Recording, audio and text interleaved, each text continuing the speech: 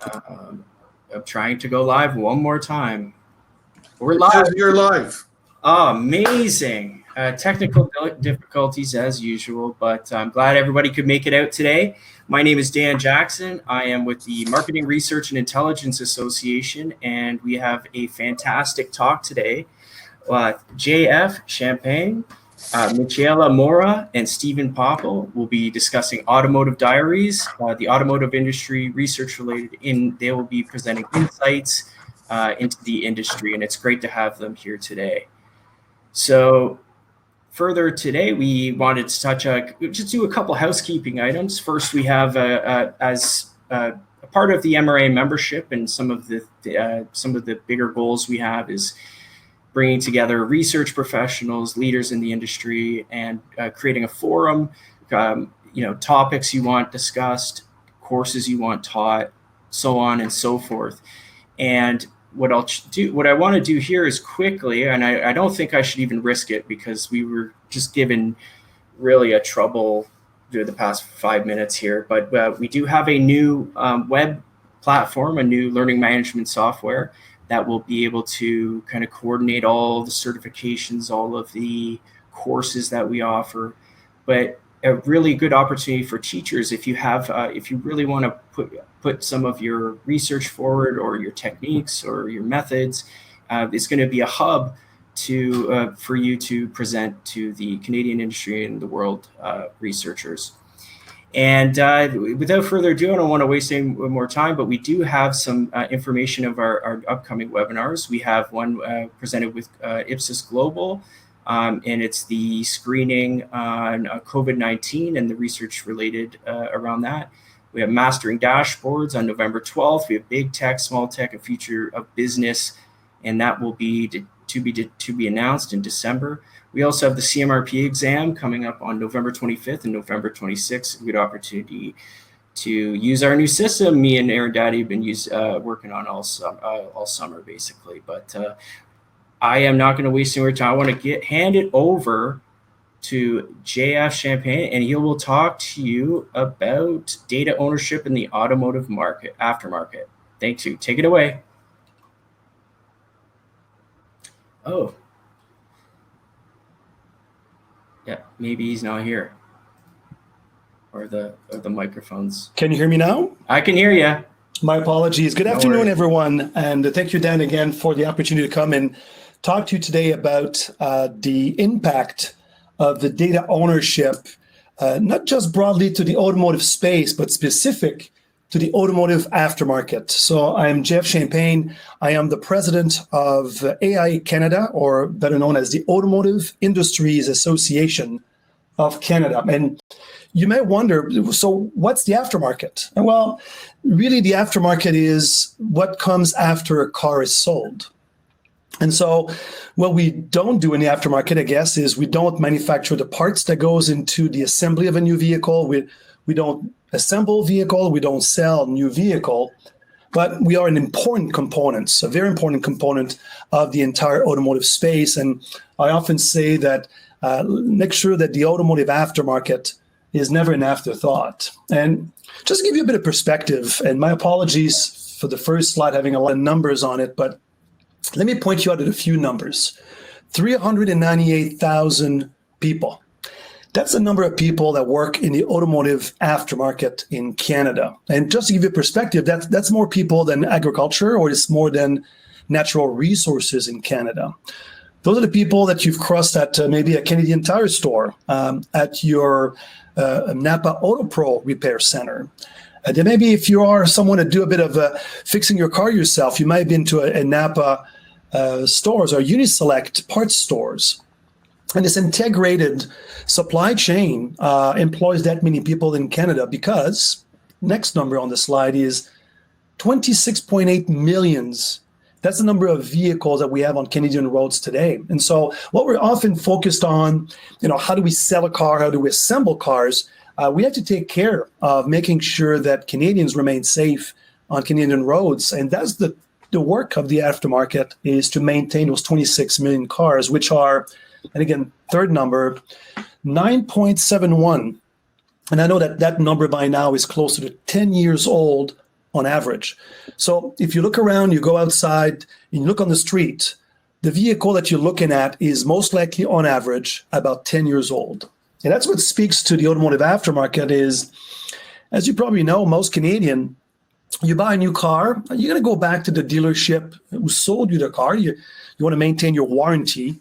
But as your warranty expires after 5-6 years, more than about 70% of Canadians will choose to go to the aftermarket to get their car maintained. And so while the vast majority of vehicles are past the warranty period, we have, again, a very vast majority of Canadians who choose to have the aftermarket to fix their cars. So that's who we are. A big component of the economy, contributing more than $21 billion to the economy, employing a lot of people, and keeping vehicles safe. And when you think about the impact of that industry in the future in terms of what does it mean post-COVID, what does it mean in terms of the industry disruptors? Well, we all hear about EVs, right? Everyone wants to drive an electric car. And while they're definitely growing in popularity and being bought out by people, they'll still represent a very small percentage of the overall number of vehicles on Canadian road. We hear a lot about, we're going to have autonomous vehicle. And while they're coming for sure, this is slowly evolving. What is really on Canadian roads today, and Canadians don't really understand that, and will really try and start to transform how we relate to a vehicle or maintenance, its repairs, is telematics, or better known to all of us as the connected car. And so we do have a lot of these connected cars are already on Canadian roads, and we feel that by the year 2022, and quite frankly, that number is much closer to 95% than it is to 70%. If almost all of new cars sold in Canada are going to be connected cars using telematics system, which if some of you understand a bit about gigabytes, 25 gigabytes of information generated by these cars every hour. So why so much data? Well, there are so many sensors into these cars. But I'll give you an example. There has to be a sensor in your seat that's able to understand the weight that's in that seat because we want to have proper deployment of that airbag. Well, so there's a device in your car that can be transmitting information over telematics that tells you how much you weigh. The car, through its GPS technology, will probably be able to know what are the driving patterns and where you drop off your kids to school or to daycare. Furthermore, with the advent of AI, looking at your driving behavior, we would probably be able to determine whether or not you're taking medication, you're under the influence of drugs, or depressed. So that's the extent of information that is generated by the cars through telematics, and really is going to shape how we get our car serviced, where we go, and how we relate to our vehicles. So for us at AIA, it's important to understand consumer behavior. And so we had two series, one in 2016, one in 2019, that explore. The first one was called The Connected Car. The second one was about the attitude towards in-car data.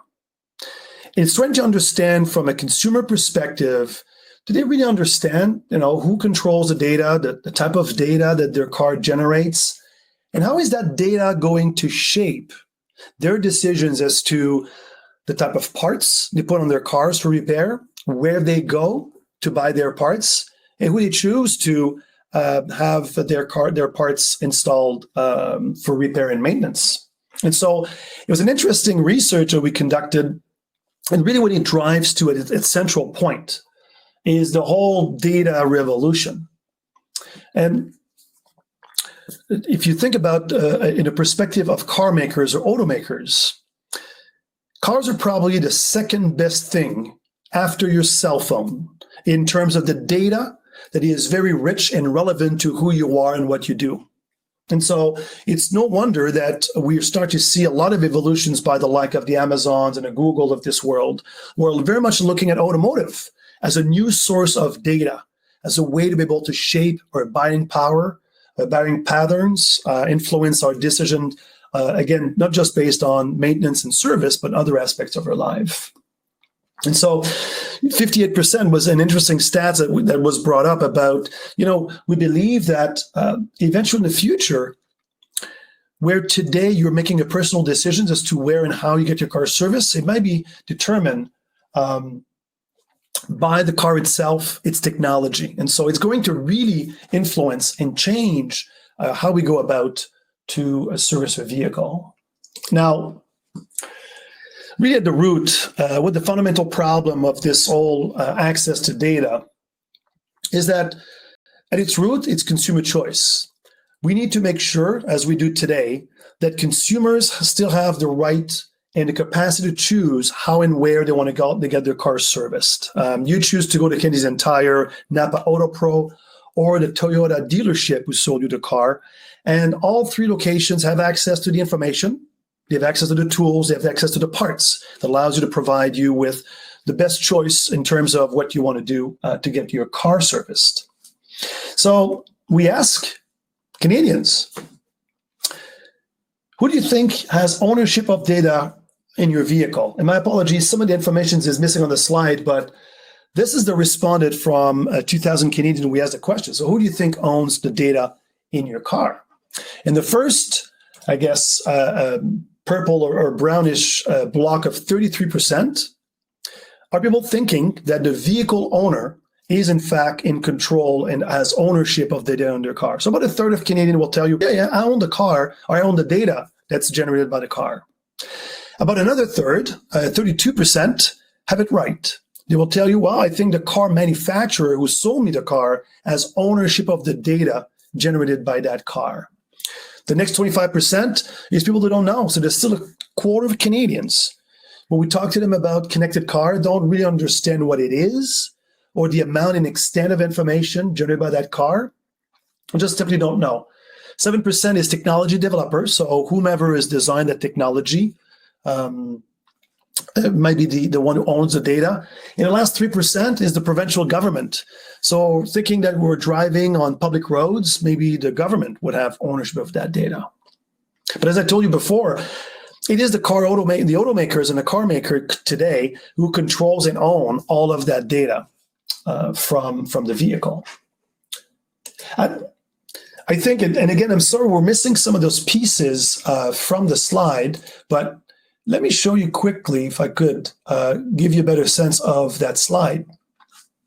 I'm going to turn this on, and you might be able to see it, or see part of it. What it says is 1 in 3 Canadians believe the vehicle owner owns the data that is generated by their vehicle, essentially what we heard in the previous slide. But the second pie chart that you see here, which has the 88 and the 11%, is when you say to Canadian, do you think, or who you think should own the data in a car? And 88% of Canadians will tell you, we believe that the car owner should be the person who owns and controls the data in their car. And I think that's what the telling story about the future of the impact of data on consumer choice, how we go about to get our car serviced and repaired, where we go, and who we choose to have business with. I will tell you that as we go, we're currently monitoring very closely something happening currently in the state of Massachusetts. So in the state of Massachusetts right now, there's a question on the ballot. So on November 3rd is the federal elections in the US, and essentially people in Massachusetts are being asked to also answer questions. And question 1 is, would you like to have control and ownership of the mechanical data in your car using telematics and being able to share that data with the automotive aftermarket? So this is how we keep the right to choose and the right to repair alive and well, is through those questions. We'll see what respondents in Massachusetts say on November 3rd. They voted yes to a similar question about 10 years ago, and we believe they'll vote yes again. Because again, the general public opinion says we should own and control the data, we should maintain consumer choice, continue to have a good competitive marketplace, and being able to choose who and how and when we want to get our car serviced. So hopefully that gives you a bit of a perspective of the impact of data and the data ownership in vehicle as it will shape future relationships and interactions between consumer and the automotive aftermarket. Here you go. That covers my presentation. I will now hand it over to Michela for the next presentation. Michela? Thank you, John, and good afternoon. And thank you, Arundhati and Dan, for the opportunity to talk today. My name is Michaela Mora, and I'm the president of Relevant Insights, a market research and user research agency located in the Dallas area, Texas. And our goal is to enable clients to make profitable decisions based on research. Today, I'll be talking about the role of UX in delivering better product and customer experience in general, the UX research cycle, how can it be applied to the automotive category, and what areas of research are relevant to the online automotive user experience. So what is UX? UX stands for user experience, which covers all aspects of the end user's interaction with the company. That is, its products, its services, its customer support, and even its marketing and channels and messages, which establish the expectations for the user experience. So user experience goes beyond usability or user interfaces, which are important to the experience, but are not the only contributing factors to the user experience, both online and offline. In the case of the automotive category, including vehicles and auto parts, the areas where user experience is relevant includes the product development process, the pre-sale stage where companies market their products, the point of sales occasion where users buy the products, and the post-sale stage where customers are using the product. Let's start with the product development process. This should be based on deep understanding of the user's needs and benefits they expect from the products. Essentially, we need to understand the job to get done, that what the users need to get done. The expected benefits can be functional or emotional or both, and they need to be supported by product features. But benefits should be at the center and not product features, because in reality, people care less about features and more about the product, what the product does for them. Also, in the product development process, a goal should be to make products that are easy to use, which is the essence of usability, and is supported by product design and interaction design. And finally, we need to take into account different user segments, since expected benefits may be different for different groups. In the pre-sale stage is when brands set the expectations for the user experience. Here, having knowledge of the user's needs allows us to create brand positioning that resonates with the target users through different marketing channels. And this could be any communication messages crafted to increase awareness or appeal through advertising, promotions, or PR. So we need to be careful about creating expectations that can be met by the product. This also includes expectations about the actual purchase experience, which becomes connected to the overall product experience. At the point of sale, the user experience is extremely important, in particular for buying vehicles, which is a big purchase for any household or individual in any country. So the experience when searching online for information about cars, auto parts, promotions, as well as the experience at the dealership when looking at cars, testing them, negotiating pricing, getting financing, have a big impact on where users decide to buy and what particular brand or product they end up buying. Then finally, in the post-sale stage, after the product is purchased, a new user journey begins, marked by the experience using the product.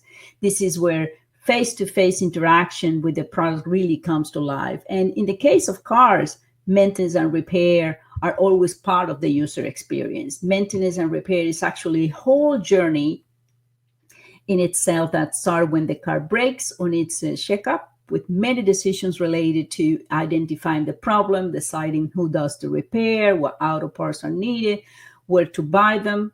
So if a user is in maintenance and repair mode, access to customer support, their experience in interacting with customer service, and the quality of product information available is critical to the user experience. So in the context of these 4 stages of the automotive user experience, I want to bring up the concept of agile product development, which provides a framework to integrate research in any of these stages. First, let me say that agile here is synonymous with flexibility. It's about being flexible to adopt changes based on user feedback in an iterative way. It doesn't mean cheaper or faster product development. At the center of agile is really user research. And the agile product development process is meant to first start with the understanding of the user's needs and mental models, use those insights to create prototypes of potential solutions to meet those needs, then test those prototypes with actual users, learn what needs to improve, and then implement those improvements. And this cycle can go for several rounds until a final version is developed. So if we generalize this framework and apply it to any of the 4 stages that I just mentioned before, where we can start with identifying drivers and barriers to good user experience, generate solutions and create working prototypes or concepts, run tests to prioritize solutions and identify the ones with the most potential, and then implement those and check how they contribute to the user experience. Again, this model can be used to research any aspects of those 4 stages. Now, given the current COVID-19 situation we're living in, we can apply this framework specifically to the automotive online user experience in the pre-sale and point-of-sale stages. Why? Well, here are some facts from research done by Google. 93% of consumers are using their personal vehicles more. And 92% of auto shoppers are already doing a lot of online research. 65% expect more online purchase options in the future. 18% could have purchased a vehicle sooner if they had an online purchase option. And many auto shoppers are looking for alternatives to visit showrooms. They don't want to go and get the buyers in person. So this data suggests that auto marketers need to provide an effortless user experience. And to do that, as final food for thought, I will submit to you some areas of research that can provide insights to improve the online user experience during and after COVID. For example, any online interface used to facilitate product and brand awareness and offer online purchase options can benefit from testing its overall usability based on what users are trying to accomplish, its information architecture and navigation, the product information it provides, the layout and visual design, the need and effect of credibility signifiers, the top task users perform to help optimize calls to action, the effectiveness and need of various features and functionality, the likelihood of user errors and ways to recover from those errors, and the usability of online forms that users need to fill. So if we use the UX research cycle to just improve the online automotive experience, automotive brands and auto part retailers are likely to pivot effectively to a sustainable use of the online channel in the pre-sale at point-of-sale stages during and after COVID. So those are the thoughts that I wanted to share with you today. And now I'll hand over the mic to Stephen Popple. Stephen?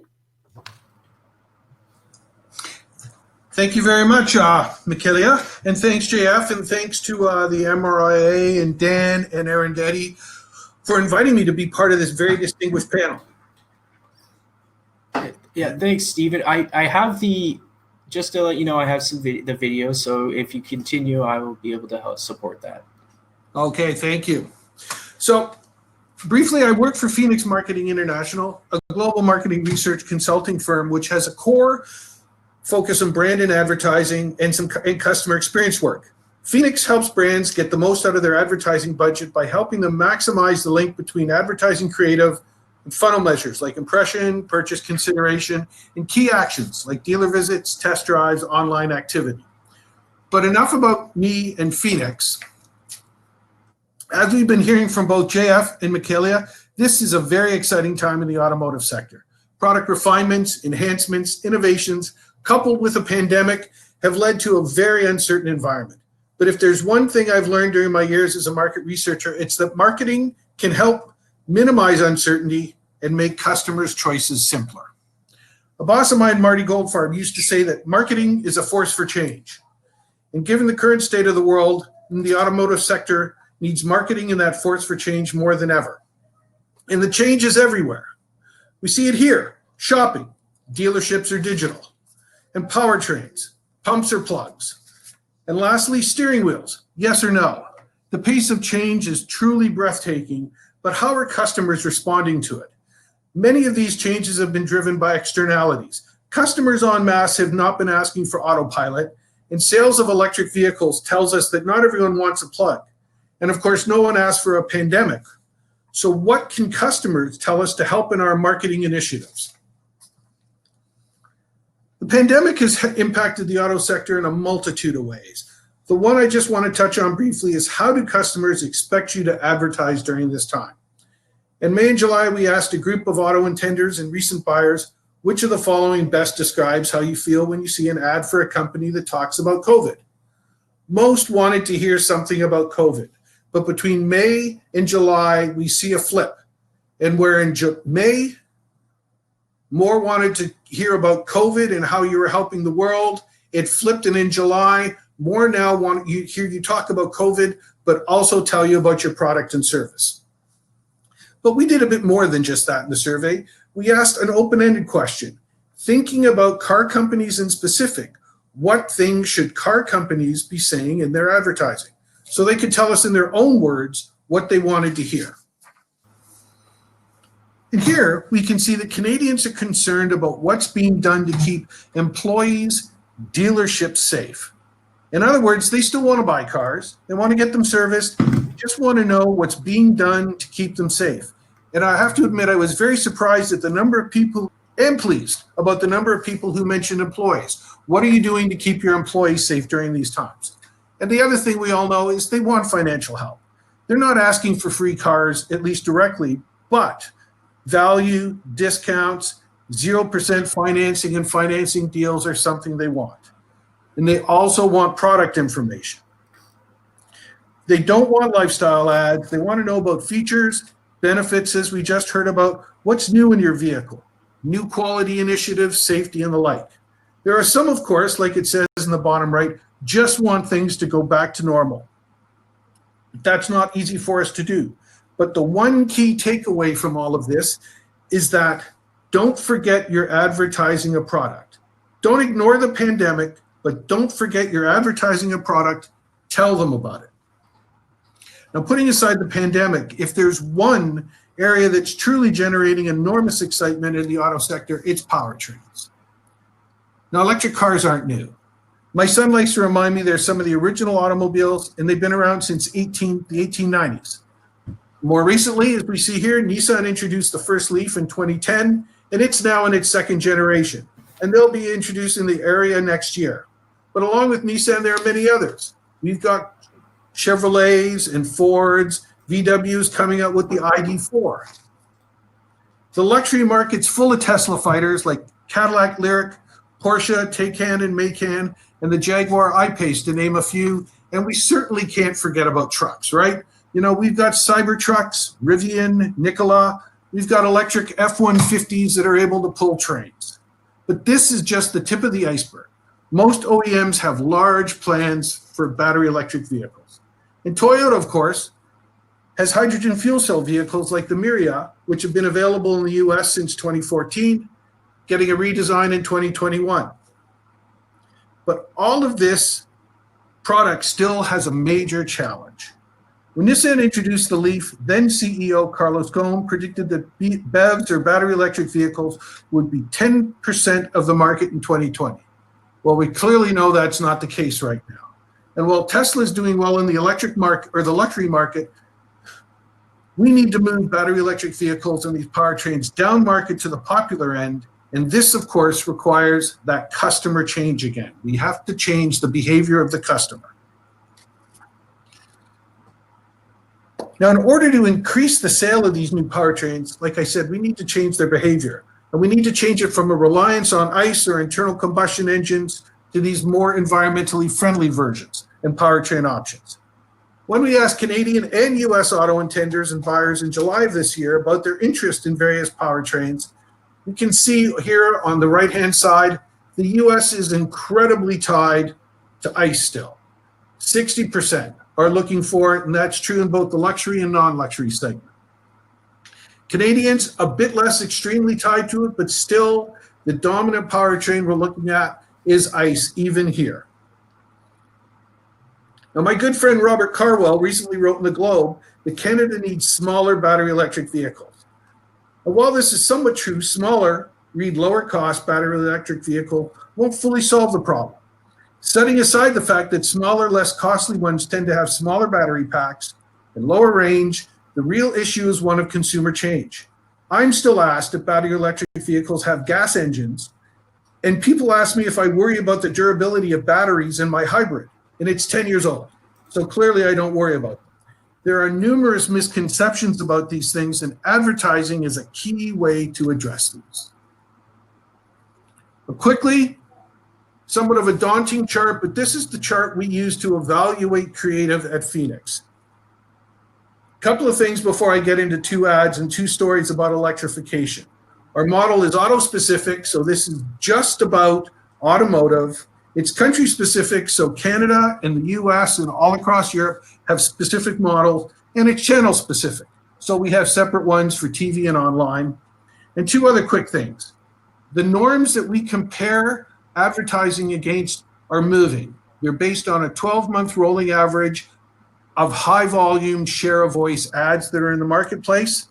And we tie performance back to actions. We want to make sure that the advertising and the creative is driving actions and not just a feel-good measure itself. The green here says that the ad that this was used for did very well, so it's, performed very much above norm. But now, onto a couple of ads about electrification. We've got two ads here. The Audi one I'm going to show first is a global winner. We looked at it across North America and Europe, and in every country, it was a strong creative. Viewers connect with it on an emotional level, and it tells them a story that helps overcome all of these kinds of misconceptions that we're talking about. Wrong one. Okay. Hold on, I got it. Oh, and now you see another ad. Unfortunately, I'll be showing it in a little bit. Do I need to do something, Dan? No. Well, I'll just tell you a bit more about this ad as we get to it. It's going to talk about electrification in a very engaging way, and it's humorous. And all of this winds up. I know what you're thinking. Electric. It's not for you. And you're probably right. Electric just doesn't have enough range. It will never survive the winter. Charging stations? Good luck finding one of those. So maybe an electric car isn't for you after all. Or is it?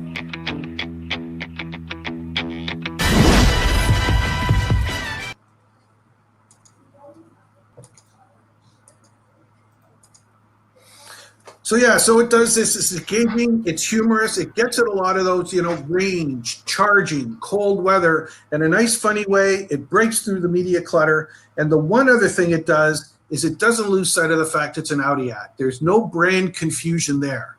Now, we're, of course, a bilingual country, so I thought it would be nice to get. Dan, we're now missing the one ad.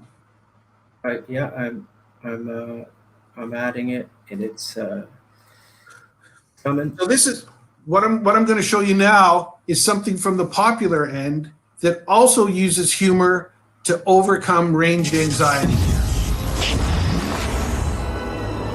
Vous êtes arrivé en 1990. Wow! Est-ce que c'est la voiture du futur? On peut dire ça, ouais. Puis tu vas avoir assez d'énergie pour rentrer chez toi.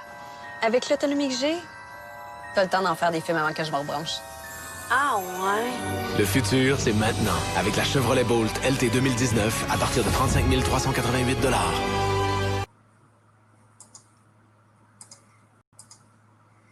So here, clearly an ad made in Quebec for the Chevy Bolt. Once again, we've got that riff on Michael J. Fox and Back to the Future. But what we do is the interplay between the adult and child, Mary Lou, overcome that concern about energy and range. This too was a very strong ad for a battery electric vehicle. It was equal to the e-tron, and it was Canadian made. Both of these ads, the Lux one and the popular one, work because they tell a story that integrates people, product, features, and benefits in a clear way that's informative, and most importantly, builds that emotional connection with the viewers. And they drive impression, consideration above our norms. But innovations in automotive span much more than powertrains. Cars without steering wheels, like we see here, are no longer a thing of the future. Although when we asked a sample of recent owners and intenders last year about their interest in cars without a steering wheel, more than half said that they will never get into a vehicle like this. And among those who do see themselves in a self-driving vehicle like this, only 10% expect it to happen in the next 5 years, while a third think it's more likely in about 15 years. But aside from these level 5 types of features, the marketing challenge even comes to level 2 driver assist features that are currently available. Features like cruise control, collision avoidance, drowsiness, lane detection, and parking features. Customers are aware of these, and they're being used, but the marketplace has created a challenge in their adoption. Now, this rather busy chart shows two things. The orange line shows the number of vehicles on the road in the US. Data comes from the Department of Transportation. And interestingly, earlier, JF told us that Canada has 26.8 million cars on the road, and we can see that the US has about 268 million cars on the road. Once again, 10 times bigger. But going down, it shows the fatalities per 100,000 or between of 100,000 miles driven, or 100 million miles driven, pardon me. And we can see that back in 1960, in the early 60s, it was above 5 fatalities, and now it's down to just above 1. I've put on here some product enhancements coming down through time. And I want to touch briefly on a couple of last century before getting on to that bottom part, that very crowded part. Front-wheel drive. When front-wheel drive was rolled out, people had to relearn how to drive their car. Skid control, slippery roads, things like that required people to relearn how to drive their vehicle. And then if we go down a bit farther, we can see in the early 80s, ABS came out. And I remember the first time my mother drove a car with ABS. She put her foot on the brakes went crunch, crunch, crunch. She took her foot off the brakes, thinking she had broken them. So there, it wasn't just learning, it was unlearning, of course, because prior to ABS, we had to pump the brakes manually. But we noticed that when these came out, there weren't numerous other types of features. When we look at the bottom of the chart, we see all these innovations rolled out at the same time, and we have to learn how to use them. Phones and cars have become equally tech enhanced in the last 20 years. And this pace of change has been a communication nightmare for some customers trying to keep track of everything. So our question is how to advertise these features to maximize the customer change as measured by things like purchase and adoption of these features. Most ads are like the ones we see here. Blue lines appear on the screen, and you've probably seen ads like this, and they're telling us that this is a feature that does something. And it could be, cars that see each other, cars that read speed limit signs, change cruise control speeds, all kinds of things. But a great ad breaks through, makes that emotional connection, and gets them more interested in the product and feature.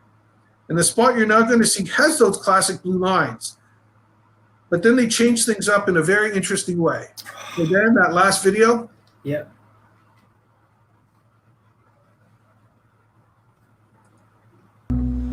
On the outside, there's intriguing design that has been meticulously formed. Striking, sleek lines sculpted to catch the eye. There's craftsmanship in every stitch, artistry in every angle, thoughtfulness in every detail. But the most remarkable feature of a Lexus SUV is the safety of its passengers. After all, it's what's inside that counts. The Lexus SUV lineup. Experience amazing at your Lexus dealer.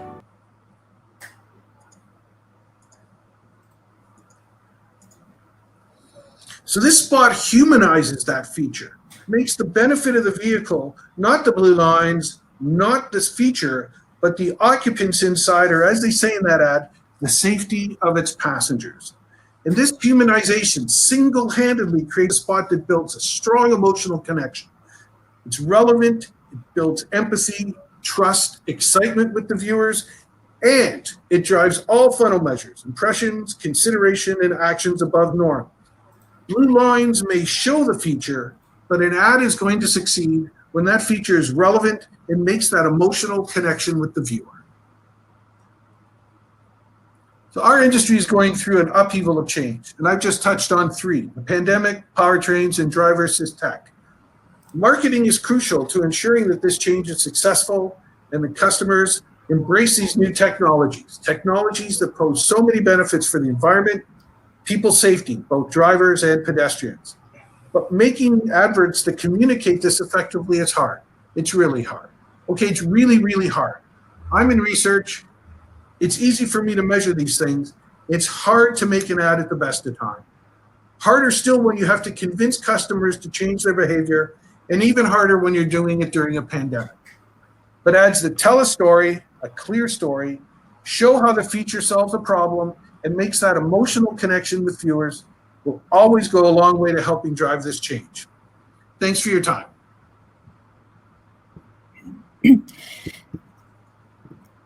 Thank you. Thank you, Stephen, Michaela, Jean-Francois, for such an in-depth look at the auto industry's post-COVID and the trends to watch for. Thank you very much. And the audience, thank you for staying with us. If you have any questions, please type them in the chat box. We've been collecting them. So we'll now move on to the questions. And we have a first question for Mr. Ari from JF. Do we expect COVID to impact the market penetration or timeline? Referring to your... So can you hear me? Yes. I'm not sure if I understand, but if COVID is going to have an impact in terms of access to vehicle data, I don't think so. The technology being built in the cars, is on a long planning cycle. Do we see change in the trends? For sure, and obviously the purchases of new car, the purchase of used cars has greatly increased as a result. We don't know yet the full impact on driving behavior and habits that COVID will have. Namely, are we going to continue to commute to work? So all those are going to impact, obviously, in one way or the other, the future of how much we use our car, how often we use our car, and for what purpose we use our cars. But in terms of data access and accessibility to data, I don't think that COVID will necessarily have an impact from that perspective. Thank you. The next one is from Michelle Mora. As consumers increasingly look to buy online and get more digital, how does online UX differ from offline UX in automotive? Thank you for that question, Arundhati. The online buying experience differs from buying offline in several areas. One is the absence of direct human interaction to ask for help, for example. So there is a high chance for errors if there is not well designed. Another is the lack of immediate physical access to the products to evaluate its quality through touch or vision. So the quality of product information and how it's presented is critical in the online experience. For example, when buying auto parts, we know from research that we have done that some people prefer to go to the store to inspect the parts in person and make sure that they have the right one. And then there is the perception of convenience, which is often related to not having to wait to get the product shipped to them. So overall, the online experience needs to overcome certain barriers that are not present in the offline buying experience. Thank you. The next question is for Stephen Popel. Are auto companies tracking impressions, consideration, and action funnel measures that you mentioned across their creatives uniformly and in a consistent reporting language in the automotive industry? Oh. All automotive companies are tracking them in one way, form, or another, certainly, and it is all fairly consistent. And that's not just for research reasons, but it's also for reasons of the way that, of course, creative and advertising agencies think about what they're doing as well. They know the importance of ROI, and they're always being asked about the ROI on an ad, whether it's a TV ad, whether it's an online ad, whether it's a brand building ad, or whether it's a retail ad. I mean, we just saw all brand building ads here, but we all see them all the time. Buy my car, it's on sale, one form or another. So yes, they're all tracking a lot of this. Now, some might have subtle differences in nuances and things, but at a macro level, I think, and it's actually not even just, right, the automotive sector. I mean, most sectors think about this, and the challenge now, of course, with some of the things we were talking about, and certainly some of the things Michaela was just mentioning, is the impact on different channels and what that has on some of these funnel measures and how they're used and how we have to think about them and put them all together. But that's another question and probably a much longer answer. That's amazing. Thank you. JF, next one's for you. Will Canadians ever be able to profit from the data in their cars? I hope so. I think it'll come down to legislation. It is going to be up to a policymaker to put in place some aspect of protecting consumer right to own and control their data. I would say the EU is a little ahead of us in that regard. I think there's been a lot more research by the EU Commission in regards to lack of competitiveness as a result of actions by automakers that would control all that data. And so I think there's some good precedent in place in the world. Australia is also moving in that direction. So I would hope that Canadian, US government would also move in that direction. And hopefully there'll be a time. If you want to draw a parallel, we've been using Facebook for the better part of a decade before we start to see legislators and people start to realize they might have to regulate those type of technology. I think we might see the same thing with autonomous vehicle and connected cars, but hopefully it'll take a little less time to get there. Thank you. Michaela, you mentioned the role of CX in delivering better UX and delivering better CX experiences in your presentation, but how different is UX from CX in delivering better product or service outcomes, and how can auto companies integrate them both effectively? Well, the separation between UX and CX has to do more with organizational structures and the origin of the different terms. So CX, or customer experience, is the new name for the old voice of the customer or customer satisfaction programs used to track general metrics related to brand loyalty and customer service performance. And historically, this type of research doesn't get too deep into the actual product user experience.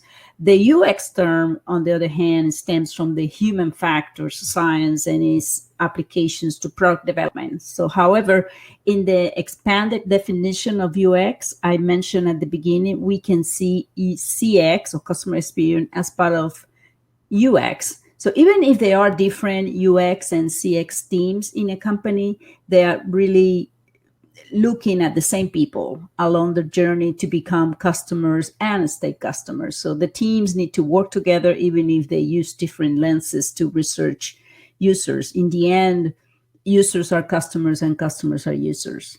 Thank you. The last question to Stephen before we wrap up. It's Stephen, your charts show a clear decrease in road fatalities in the US in the past century. Has advocacy been a big part of road ad campaigns and the automotive creators in Canada in the recent years? Thanks very much for that one, Arundhati. Yes, interestingly, even to the beginning, on that chart I showed at the very top, it was the release of a book called Unsafe at Any Speed by a fellow named Ralph Nader that actually started that process. If you look further down, you can actually see MAD it was put on, MADD. And when you see what it was put on, and certainly advertising and advocacy there was a huge part of it. The curve actually goes down fairly steeply at first as well. And to this very day, we see, don't drink and drive. The communications are still online. Car companies themselves, what I remember is, my Ford Pass. has a setting so that you can actually determine how loud the radio goes on. So if you have a teenager and you don't want them to be able to put the radio on, you can disable that feature.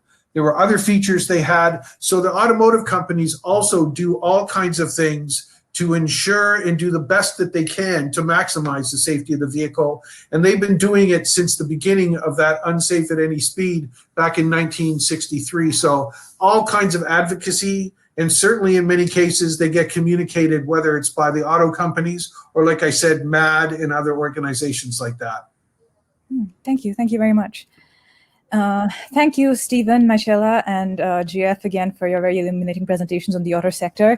And thank you everyone for staying with us. If you liked today's webinar and want to connect with us to discuss further opportunities and collaborations, we just launched Accelerate today, and we urge you to look around on the web, on the LMS, and see what opportunities you can discover and more ways to get involved.